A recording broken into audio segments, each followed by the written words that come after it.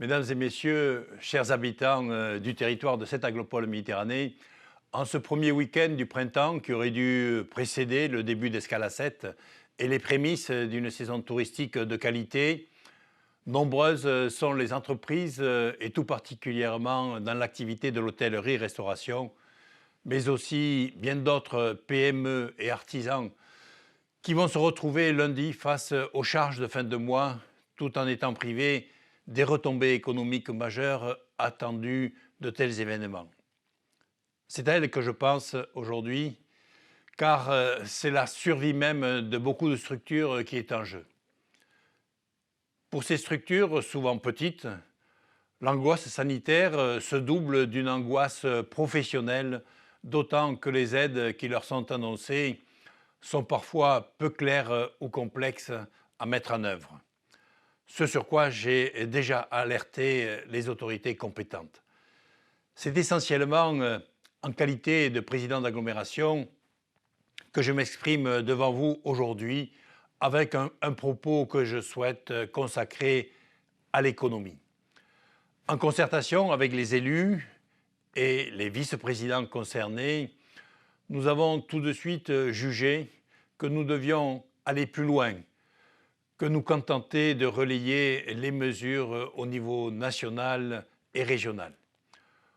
Vous les retrouverez sur nos sites et réseaux Internet et par nos services qui orientent les entreprises en difficulté.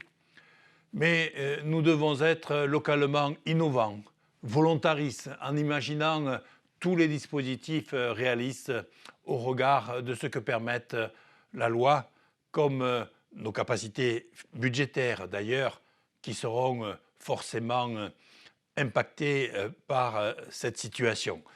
Nous avons, au lendemain du confinement décrété par l'État, décidé de supprimer toute pénalité de retard pour les entreprises exécutant des marchés publics qui ne pourraient pas être réalisés dans les délais et immédiatement entamer la réflexion pour un soutien spécifique au secteur du tourisme, de l'événementiel, les commerçants locaux, car au-delà même de la crise sanitaire, la saison touristique sera durablement et profondément affectée.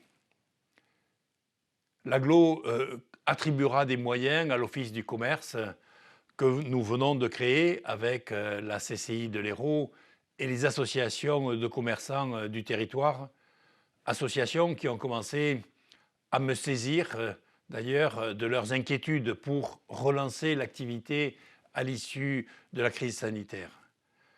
Nous avons en début de semaine, sous l'impulsion du vice-président à l'économie, Yves Michel, mis en place un observatoire d'impact de cette crise sanitaire sur notre économie pour justement évaluer au plus juste l'aide à apporter grâce à la remontée d'éléments factuels venant aussi bien des commerces que des artisans, des TPE-PME, des auto-entrepreneurs ou des indépendants. Sur l'agriculture, en lien avec le vice-président Michel Garcia, nous relions l'information sur les nombreuses activités de vente directe qui se mettent en place et voyons comment aider certains producteurs à se regrouper en association pour le maintien d'une agriculture paysanne temporaire, le temps d'écouler la marchandise en stock. Nous étudions aussi comment aider à pourvoir au manque de main-d'œuvre. La conchyliculture risque, elle aussi, d'être à nouveau durement frappée. C'est pourquoi je soumettrai au vote des élus de nouveaux dispositifs comparables un peu à l'aide décidée par SAM l'année dernière suite à la crise de la Malague.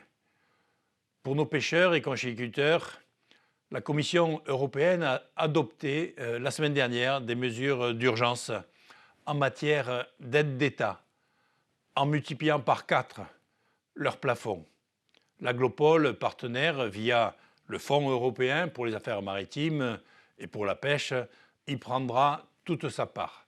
Nous avons demandé aussi à la Commission d'intégrer à ces fonds le caractère exceptionnel de cette crise sanitaire, tant pour les arrêts temporaires d'activité que pour le stockage.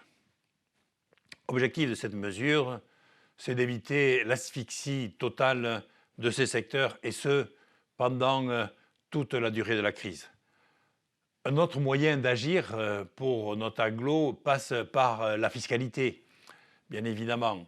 En accord avec le président aux finances, Gérard Canovas, nous étudions un dispositif d'exonération fiscale pour les entreprises impactées que je souhaite faire adopter par la prochaine Assemblée.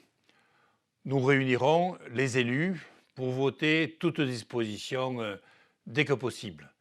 Nous sommes en train de solliciter l'administration fiscale pour envisager toutes les exonérations de fiscalité possibles en matière de versement de transport comme de contributions financières des entreprises, la CFE. Nous allons accélérer aussi le paiement des marchés publics aux entreprises titulaires pour amener de l'argent frais dans la trésorerie, souvent en tension de ces structures essentiellement locales ou régionales. L'Agglo participera au soutien financier direct aux entreprises. Nous nous rapprochons d'ailleurs dès cette semaine de la région Occitanie, collectivité compétente, pour engager une démarche commune et toute convention appropriée. Nous agissons aussi aux côtés des autres collectivités locales pour la reconnaissance par l'État de la situation de calamité sanitaire, nous permettant de nous positionner financièrement en abondant des dispositifs généraux d'aide aux entreprises impactées. Non seulement celles à qui l'arrêt d'activité a été imposé, mais aussi celles dont l'activité est en chute libre du fait de la crise, comme les agriculteurs ou les conchyliculteurs, pénalisés par la fermeture des marchés, notamment des marchés extérieurs.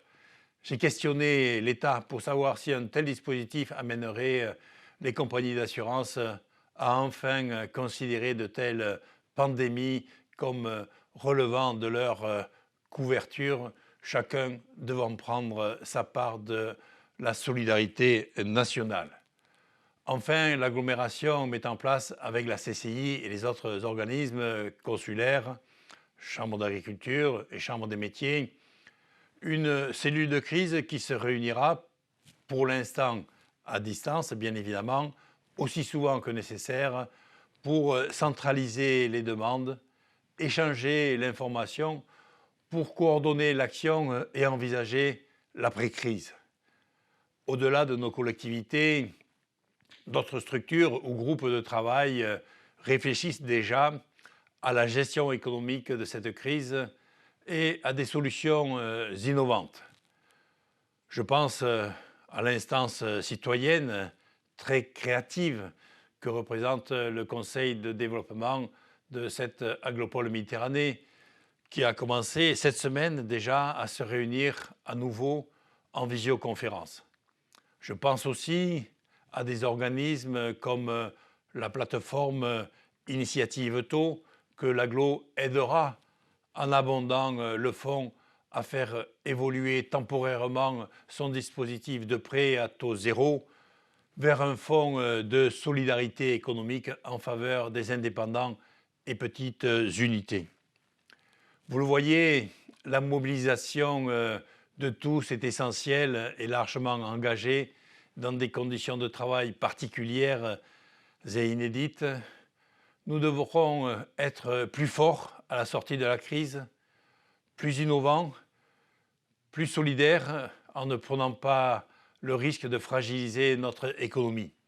L'heure est extrêmement grave, mais nous redoublerons d'énergie, de solidarité et de volonté pour que la crise sanitaire ne soit pas suivie localement d'une catastrophe économique et sociale.